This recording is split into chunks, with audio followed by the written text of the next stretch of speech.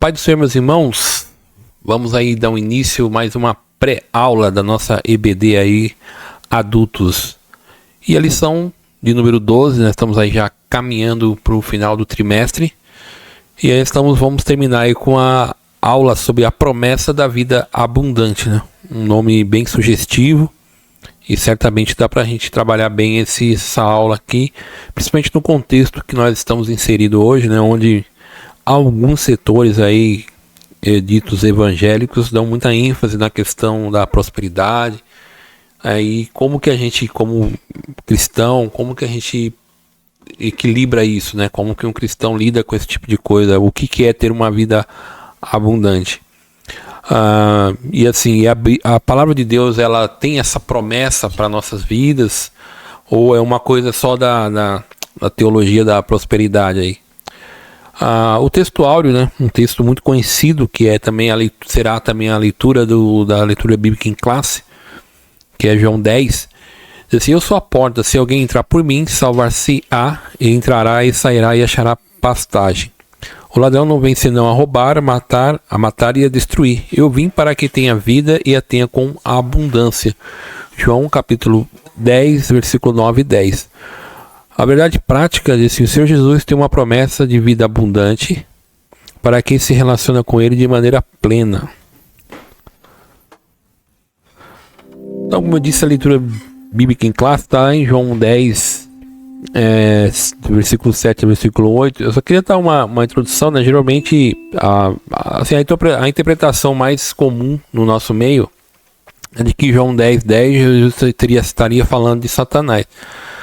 Mas uma interpretação melhor do texto vai mostrar que Jesus não está falando literalmente de Satanás. Jesus está falando de pastores fraudulentos, pessoas que não cuidavam das ovelhas. E por isso que ele se apresenta como o pastor, o bom pastor. E aí, claro, que a gente consegue encaixar esses adjetivos aí em Satanás, né? Essas características, roubar, matar e destruir. Mas o contexto em si, né, não está falando de Satanás propriamente dito, mas está falando de pastores que são mercenários, pessoas que fazem aquilo porque vão ganhar algum benefício, então não faz em prol das ovelhas. Então, dentro desse contexto, assim, num contexto imediato, a gente pode colocar que seriam os maus pastores ali, mercenários, seriam os próprios fariseus. Então, isso é interessante para a gente trabalhar, principalmente no primeiro tópico aí, essa questão essa promessa de vida abundante, né? Como que a gente entende, como nós entenderíamos o que seria uma vida abundante para um cristão hoje no século 21. Então é um conceito que a gente também vai trabalhar mais para frente. Então só que eu gostaria só de dar essa introdução aí em João, né, capítulo 10. Eu sei que é uma corrente, mas que interpreta mais nesse sentido, mas um olhar mais para o contexto do que Jesus está falando em João 10. Jesus não está falando especificamente de Satanás, ainda que caba esse tipo de... Você consegue fazer isso, mas diretamente Jesus está falando para os pastores mercenários, aqueles que estavam fazendo o seu trabalho porque teriam um ganho por aquilo. Entendeu? No caso aqui, se eles são mercenários, eles estão fazendo troca por questão de dinheiro ou de posição, coisas desse sentido. Quais são os objetivos da lição, né? Eu sempre gosto de pontuar: apresentar Jesus como a fonte de vida abundante. Então, o primeiro tópico, a gente já vai trabalhar quem é o autor da vida abundante, né? É a própria pessoa de Jesus. E aí a gente vai conceituar e explicar, né, o que seria a vida abundante. E elencar o que nos identifica com a vida abundante. Não, realmente, o que é ter uma vida abundante? A introdução, ela nos diz assim: nessa lição estudaremos a promessa da vida abundante prometida pelo Senhor Jesus, conforme João 10. A vida com Cristo se contrasta diretamente com a vida sem Ele.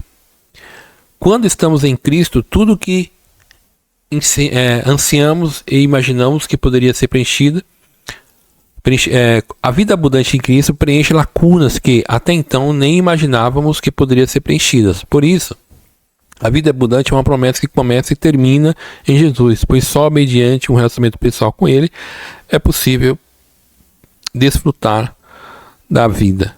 Então, assim, o pontapé inicial, né, para onde eu, você, onde nós vamos conseguir ter uma vida abundante? A partir do momento que nós reconhecemos Jesus como Salvador, como Senhor da nossa vida. Então a nossa perspectiva agora da realidade que nós estamos vivendo vai mudar. Então a nossa visão de futuro, assim, o que nós queremos ser daqui para frente, essa perspectiva, ela é necessária, porque é ela que vai nos garantir, vamos dizer assim, uma vida abundante na pessoa de Cristo. Tá? Então o pontapé inicial é o próprio Senhor Jesus. Ele é a fonte de uma vida abundante, e é o que nós vamos estudar agora rapidamente aqui no primeiro tópico, né? Que a palavra-chave de hoje da aula é vida, né? E aí Jesus, a fonte de vida abundante. Aí a gente tem 3 tópicos, né? A fonte de verdadeira vida, a fonte de vida abundante, a fonte de amor. E aí ele vai trabalhar João 10 aqui, né? O Evangelho de João, no capítulo 10, apresenta o Senhor Jesus como o bom pastor.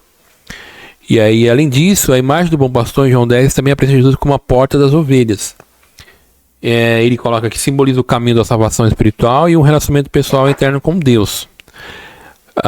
E no finalzinho, quando o encontramos, podemos viver de verdade fazendo o bem para a glória de Deus. Então, qual é a fonte verdadeira de vida? Nós crermos em Cristo, e agora ele se torna o bom pastor, e como bom pastor, nós estamos ali junto do seu rebanho, estamos ali guardado com ele, e isso nos leva a uma dimensão, vou colocar assim, a vida espiritual agora. A nossa vida espiritual muda. A partir do momento agora, aí começa-se um relacionamento com Cristo, começa-se então agora a nós nos preocuparmos em fazer as coisas para a glória de Deus, para que o nome do Senhor seja glorificado, porque Jesus é o bom pastor. Então ele é a fonte de vida, é ele que nos transmite isso a partir do momento que nós cremos em Jesus Cristo. Então é o primeiro passo aqui, e o capítulo 10 trabalha a fonte de vida, né? Então a fonte de vida abundante.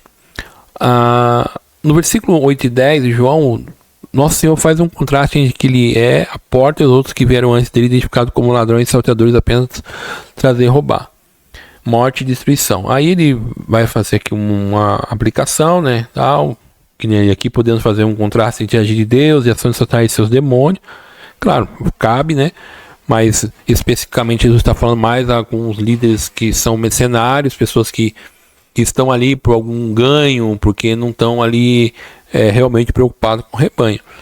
Então mostra que Jesus, ele é aquele que ele realmente está preocupado com as suas ovelhas. Então, o adversário busca destruir a vida do plano de Deus para nós. Deus, por intermédio de seu Filho, nos devolveu a vida e nos amou, salvou e perdoou. Apagou o nosso pecado e nos deu dignidade de ser salvo em Cristo. Então, por meio agora da graça que está em Cristo agora, nós vamos agora então ter essa fonte de vida abundante, que é a própria pessoa de Cristo. Então, a própria pessoa de Jesus, ele é a fonte da vida abundante, tá? Então, é o primeiro passo. Então, quem é a fonte de vida abundante? Jesus. O tópico vai trabalhar, mostrar que Jesus, como objetivo principal, ele é a fonte de vida abundante.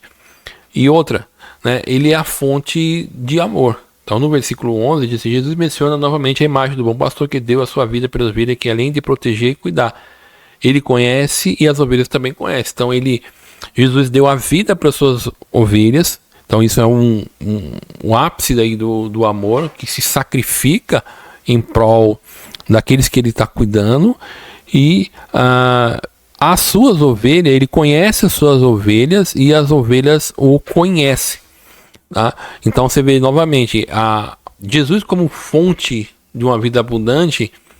ele nos dá essa condição de ter um relacionamento. O ponto é, agora a vida abundante, primariamente, é ter um relacionamento genuíno com Cristo. É estar ali no seu rebanho, e essa relação, ela é uma relação baseada no amor. Por isso que muitas vezes a gente pensa que chove no molhado, né? Mas, por exemplo, por que muitas vezes, né, primeiro entendimento meu, muitas vezes alguns cristãos eu vou colocar, bate a cabeça. Talvez porque ele não entendeu ainda o significado, quem é Cristo na vida dele. Qual é a importância da vida dele, Jesus? Jesus, quando está falando do Evangelho, né, na questão da aceitação do Evangelho, ele fala da necessidade ele conta uma parábola de um rei que ia sair para a guerra, e ele conta, né, para ver se ele vai ter um exército que ele possa vencer. Jesus fala dessa preocupação que eu tenho que ter. O que eu vou escolher? O que eu estou escolhendo a partir de agora, né, quando eu creio no Evangelho? Então, Jesus sempre faz essa ponderação. Uma vez eu vi um pastor comentando, falando quando em João capítulo 6, né, quando Jesus começa a endurecer o seu discurso. Interessante isso, porque aí as pessoas começam a deixar ele. E aí ele olha para os 12, que está mais próximo dele, e pergunta: vocês também não querem ir? E aí eles respondem, né: Senhor, para onde iremos? Porque só o Senhor tem palavras de vida eterna. E aí eu aprendi uma coisa com muito tempo. Ele falou assim: Jesus ele dificulta a entrada e facilita a saída. Então Jesus não vai... se você não, eu dependo de você, não, entendeu? Se nós quisermos ter uma vida abundante em Cristo, nós temos que fazer as coisas conforme ele estabeleceu para nós. Então ele, como essa fonte de amor, esse relacionamento, ele tem que ser um relacionamento mútuo, e tem que ser voluntário, reconhecendo quem Jesus é na nossa vida. Então, eu acho que muitas vezes a gente não consegue, ou muitos irmãos não conseguem ter essa visão, eu te digo até mais, ele não consegue experimentar uma vida abundante porque ele não parou para pensar os efeitos dessa vida que ele tem em Cristo agora, tá? Então, nesse primeiro tópico aqui, Jesus, ele é a fonte de vida abundante. Então, logo, por quê? Aí a gente pode elencar um monte de coisa que a gente sabe quando a gente é salvo. Ele nos salvou, ele nos libertou do poder do pecado, ele nos santificou, e aí nós agora somos propriedade sua, entendeu? Nós que éramos réu do inferno, agora nós somos chamados agora a morar juntamente com Deus. Então, isso é uma perspectiva, vamos dizer assim, futura, a que a gente fala que é a glorificação. Mas no ambiente que nós vivemos agora, nós estamos no mundo agora, nós estamos vivendo nossa vida. E como que nós vamos viver uma vida abundante agora? Como é que nós vamos ter uma vida abundante nessa realidade que nós estamos agora? Porque Jesus faz parte da nossa vida, ele é a fonte de uma vida abundante. E como que é essa a vida abundante, que é o tópico 2 aí, a vida abundante. O conceito de vida abundante, mediante o relacionamento que estabelecemos com Deus por meio de Jesus, o nosso pastor, podemos comentar a respeito do que significa a vida abundante. E ele diz assim: sabemos que o ser humano tem necessidade física, emocionais, espirituais, e aí ele diz assim: podemos afirmar que a vida abundante prometida pelo nosso Senhor preenche também as esferas do corpo, da alma e do espírito. Então trata-se do quê? De uma vida integral em Cristo. Perceba que a gente não está falando até agora de questões materiais, mas quando a gente cita necessidades físicas, emocionais e espirituais, o que nós estamos falando? Nós precisamos comer, nós precisamos nos vestir, nós precisamos ter uma boa moradia para que a gente tenha uma qualidade de vida. Então a gente está olhando nesse sentido. E aí aquela coisa assim, né? Acho que é inevitável a gente não falar nisso, porque a gente está falando de vida abundante, mas muitas vezes a gente quer já associar com a questão da prosperidade. Mas um crente, ele pode ser próspero na questão financeira? Pode. Ele pode ter uma vida bem assim, confortável, acima da média, mas só isso em si que significa que essa pessoa tem uma vida abundante? É evidente que não. Se Jesus não é a fonte de vida dessa pessoa, essa pessoa está até usufruindo de uma vida regalada, vamos dizer, até alguns momentos de luxo, mas o mais importante, que é ter esse relacionamento com Cristo, ele está em algum momento ali separado. Então a gente tem que tomar cuidado. Então esse conceito de vida abundante, estão falando nas questões físicas. Questões emocionais são questões que do dia a dia, né? Nós estamos sujeitos a muitas coisas. Nós estamos sujeitos a uma doença muito complicada no meio da nossa família. Nós estamos sujeitos à perda de pessoas queridas. Nós estamos sujeitos a algumas palavras que muitas vezes nos chateia, que nos entristece, daquelas pessoas que a gente não esperaria. A gente tem dificuldade na nossa vida, no trabalho, das decisões que vão tomar, como lidar, ainda mais o crente, né? Como, por exemplo, na questão ética, do comportamento, como que a gente vive uma vida nesse ambiente e a gente não se corrompe. Então, ter uma vida abundante é ter equilíbrio nessas questões emocionais. É sempre buscar em Cristo, que é a fonte, como lidar com essas situações. E as questões espirituais, que é aquilo que nos deixa integral, é a vida integral com Cristo, é o nosso relacionamento pleno com Cristo.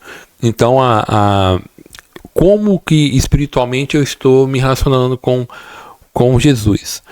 E aí ele, no subtópico 2, né, ele entra aí numa questão interessante, que é a vida abundante também influencia a família. E aí ele coloca aquela passagem que é tão conhecida, né, que é Atos 16:31, que é a conversão do carcereiro, e acredito que todos os professores, os irmãos sabem.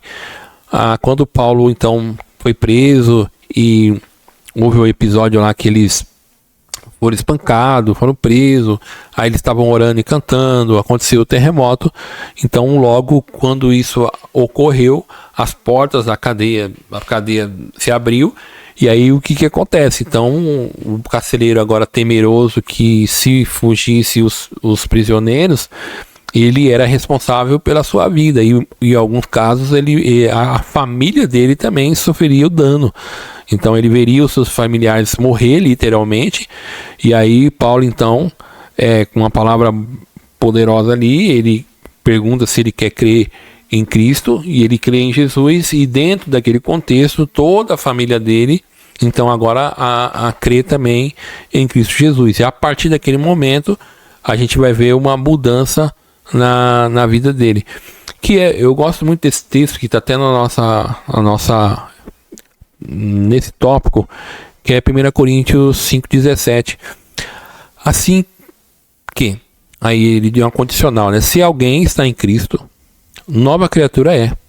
As coisas velhas já passaram e eis que tudo se fez novo. É um versículo muito bonito e eu acho que é poderoso, porque ele fala assim que, né? Então, a partir de agora, e aí, como é que é soma agora? Se alguém está em Cristo, é uma condicional. Eu estou em Cristo, eu tenho um relacionamento com Ele, eu o busco. Aí, o que acontece? Eu sou nova criatura. Como nova criatura agora, eu então vou experimentar uma nova realidade. E aí o versículo termina, que diz que as coisas velhas já passaram. Então, uma pessoa que está em Cristo, o passado dela não pode lhe atormentar ao ponto de fazer com que essa pessoa perca vamos dizer assim, comunhão, que isso perturbe o seu relacionamento com Cristo, tá? Então, tem que saber dosar isso daí. Porque agora, nós vivemos de novidade de vida. Vamos experimentar agora uma vida abundante a partir de Cristo. E a família é importante por quê? Porque quando há essa transformação, quando há essa conversão, isso impacta todo o ambiente familiar. Porque a maneira como eu tratava a família, a maneira como eu falava, a maneira como eu lidava com as coisas cotidianas, então a gente começa a dar mais importância para as questões familiares, com a preocupação de como que os filhos vão ser, a questão de educação, a questão do próprio dia a dia no seio familiar. E aí isso, evidentemente, vai fazer com que a abundância também ela possa ser experimentada no seio da nossa família. Então a vida abundante ela precisa ser caracterizada, evidenciada no nosso seio familiar. E diversas bênçãos provenientes da vida abundante, né, que passamos a ter quando passamos a ter um relacionamento pleno com Cristo e por isso desenvolvemos a vida abundante. Passamos a desfrutar de copiosas bênçãos, entre os quais podemos estar capazes em Deus, tranquilidade das decisões, pois trata-se de uma realidade prometida pelas Escrituras para que tenha uma vida abundante. Nós temos aí João 14:27, deixe-vos a paz, a minha paz vos dou, não vos dou como o mundo os dá, não se turbe o vosso coração, nem se atemorize. Romanos 5:1, sendo pois justificados pela fé, temos paz com Deus pelo nosso Senhor Jesus Cristo. Nós temos a questão da prática do amor, João capítulo 13, versículo 13, 34 e 35. Um novo mandamento vos dou, que vos ameis uns aos outros, como eu vos também amei. Vós também, a vós que também a vós uns aos outros vos ameis. Nisso todos conhecerão que sois meus discípulos, se vós amardes um aos outros. A vista em unidade, Salmo 133, qual bom, qual suave é que os irmãos vivam em união. Gálatas 5:13,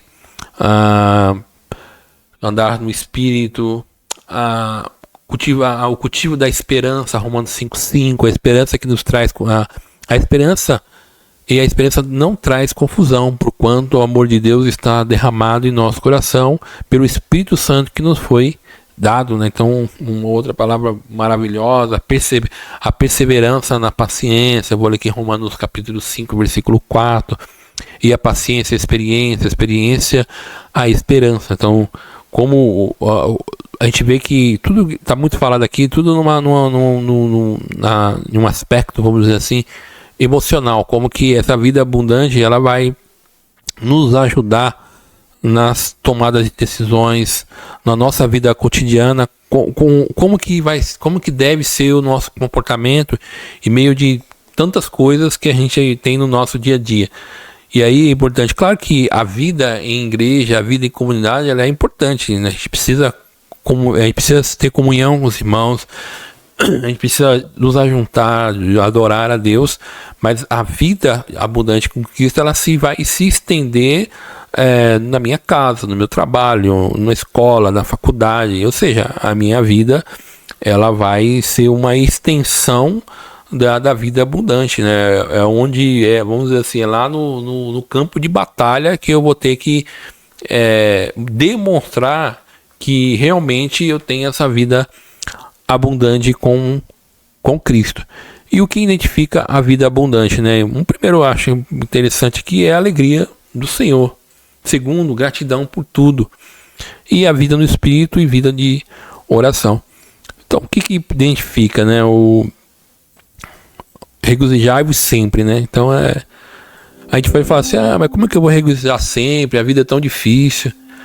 Tudo é complicado. Mas é interessante quando a gente vê o apóstolo Paulo falando disso, né? Em 1 Tessalonicenses diz assim, regozijai-vos sempre. Um homem que todos nós conhecemos a história dele, né? Se doou para o evangelho, sofreu. A gente acabou de ver uma citação em Atos 16, quando ele é preso, porque ele estava pregando o evangelho. E lá em 2 Coríntios, quando ele vai estar fazendo a sua defesa, ele fala das coisas que ele passou, náufrago, ele foi preso, vigílias, e ainda mais a preocupação que ele tinha com a igreja.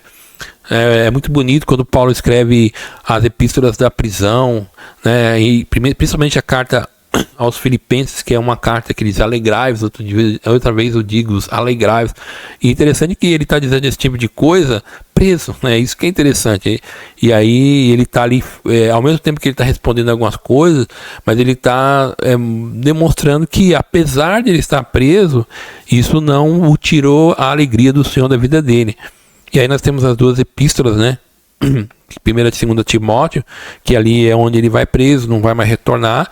você vê que Paulo está tranquilo, Paulo está ali instruindo ainda o Timóteo, e é muito interessante, tem eu não lembro agora se é 1º ou 2º Timóteo, que Paulo diz assim, que quando ele vir, né, traga a capa e os pergaminhos, ou seja, Paulo ainda preso, mas ele está preocupado com a saúde dele, e ao mesmo tempo ele está preocupado em aprender, em estudar, né, então o apóstolo Paulo é um exemplo aí de que, apesar das circunstâncias, a gente sim precisa ter alegria no Senhor. Aí nós temos Gálatas 5:22, né? E Paulo diz: mas o fruto do Espírito é fé, caridade, gozo, paz, longanimidade, benignidade, bondade, fé e mansidão e temperança. Então a alegria do Senhor é ter essa vida abundante, é ter essa vida, estar sempre alegre no Senhor. E aí a alegria do Senhor, ela independe da circunstância, da situação que nós estamos vivendo. Claro que a gente sabe que essas coisas não são fáceis, mas uma das coisas dessa vida abundante que nós temos em Cristo, Ele é a fonte, é de nós conseguirmos superar as dificuldades, porque é Ele que nos fortalece. Então isso é uma maneira de a gente identificar se realmente, como cristão, nós estamos tendo uma vida abundante, se nós estamos tendo uma vida condizente com aquilo que nós recebemos, né, quando cremos na salvação em Cristo Jesus. Eu costumo dizer que a salvação, ela é um pacote, né? A gente tem tantos benefícios na salvação, tem tantas coisas que o Senhor nos oferece que nós não somos merecedores, somos dignos do inferno, mas mesmo assim Ele nos amou e Ele transmite essas características para nós. Então é muito gratificante, né? Então a gratidão por tudo. O que é ser gratidão por tudo, né? A gratidão é uma virtude cristã que revela humildade, ao mesmo tempo dependência total acerca de tudo o que acontece em nossas vidas. Então nós vivemos também o Paulo também lá, e em tudo dai graças, né? Porque essa é a vontade de Deus em Cristo Jesus para convosco. 1 Tessalonicenses 5:18. Outra coisa também, né? Como é que eu dou graça em meio de tantas dificuldades, de enfermidades, sei lá, perda de emprego, coisas que a gente toma decisão e dá errada? Como que deve ser o nosso comportamento em meio a esse tipo de coisas que nós estamos sujeitos? É dar graça, saber que ainda que a gente não entenda todas as coisas, o Senhor sabe de tudo. Ele está no controle da situação. É fácil? Não é fácil, mas Ele, como fonte de vida, dessa vida abundante na nossa vida, é Ele que nos encoraja a gente a viver dessa maneira. E aí, em Efésios 5:20, dando sempre graças por tudo ao nosso Deus, Pai, em nome do nosso Senhor Jesus Cristo. E aí nós temos Colossenses capítulo 3, versículo 17, né? Enquanto fizerdes por palavras ou por obra, fazei tudo em nome do Senhor Jesus, dando por Ele graças a Deus e Pai. Então tudo que a gente deve fazer, isso deve ser feito para a glória de Deus.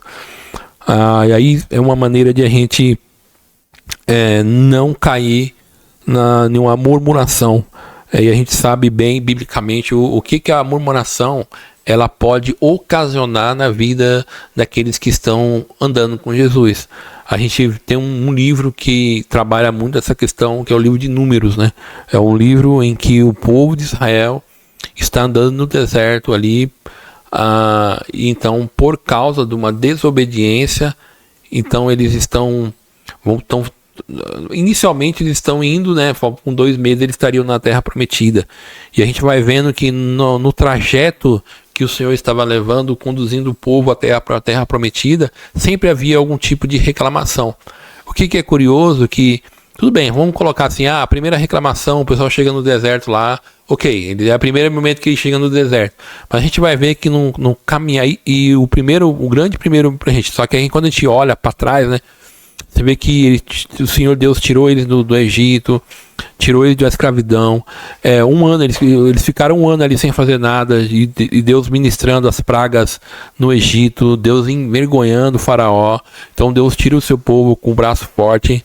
Aí depois a gente vê, eles viram todos os sinais acontecendo no Egito, e depois a gente vê eles sendo conduzidos ao Mar Vermelho, ali o mar vai abrir, e atrás está o exército de faraó, e Deus faz com que o mar abra, eles vê ali durante praticamente a noite toda o mar se abrindo, eles passam pelo mar, uma coisa assim extraordinária. Mas quando eles passam, o exército de faraó é dizimado ali, e aí começa uma trajetória. Então Deus vai levando ao Sinai para fazer aliança.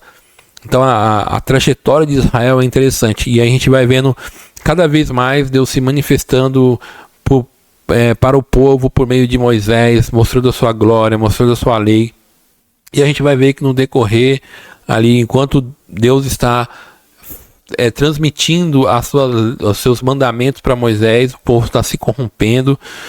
E aí, mais para frente, a gente vai ver que o povo está então indo para Canaã. E o que eles fazem? Eles sempre estão murmurando de alguma coisa, sempre estão se queixando de alguma coisa. Aí já fala assim: mas eles estão lá no deserto, eles tem alguma justificativa? Não, é porque uma das coisas biblicamente a gente olha, nós servimos um Deus todo-poderoso. Nós servimos um Deus que conhece as nossas necessidades. Ele sabe aquilo que nós vamos pensar. E aí nós sabemos dos seus feitos realizados na Bíblia, na palavra de Deus. Nós vemos um Deus todo-poderoso. Mas ao mesmo tempo, nós temos um Deus que todo aquele que se aproximou de Cristo, recebeu, tem experiência com Cristo, sabe o que o Cristo fez na sua vida. Então isso é uma maneira de sempre quando a gente tiver deparar com a murmuração, a gente olhar para os feitos que o Senhor fez na nossa vida, né? E fazer um prós e contras aí. E a gente vai ver que na maioria das vezes nós não temos motivo para murmurar. Então a gente sempre tem que dar graças a tudo, porque Deus sabe de todas as coisas, Ele é o bom pastor, é Jesus que nos conduz. E a vida no Espírito e vida de oração. Então, o que identifica alegria no Senhor, gratidão por tudo, e uma vida no Espírito, a vida de oração. Isso que identifica que a vida é abundante. Na vida abundante, o Espírito Santo preenche o crente. A Bíblia diz que para viver no Espírito devemos estar inclinados às coisas do Espírito. Romanos 8, de 5 a 11. Ou seja, é preciso estar cheio do Espírito Santo, andar nele, ter uma vida plena no Espírito, e nós não podemos extinguir, né, o Espírito Santo. E aí uma coisa interessante é que como nós fazemos isso? Orar sem cessar. Como ora sem cessar, né? Uma vez perguntaram para o Moody quanto tempo ele orava. Ele falou assim: eu não oro menos de 5, eu não oro mais de 5 minutos, mas também não oro menos de 5 minutos. O que ele estava querendo dizer é que ele estava orando sempre. Ele sempre estava orando. Então, às vezes a gente pensa que a oração, não estou dizendo que isso é errado, que não deve ser feito isso. Mas eu oro, sei lá, meia hora, 1 hora, 2 horas. Mas a vida do crente, claro, isso é bom, o exercício da oração, a prática da oração. Então, ter um momento ali de algumas horas de oração, isso é espetacular. Mas o que Paulo diz em Tessalonicenses é eu sempre estar orando sem cessar. Porque assim, a vida, irmãos, a nossa vida, ela é muito dinâmica. A nossa vida não se resume a 2h30 de culto.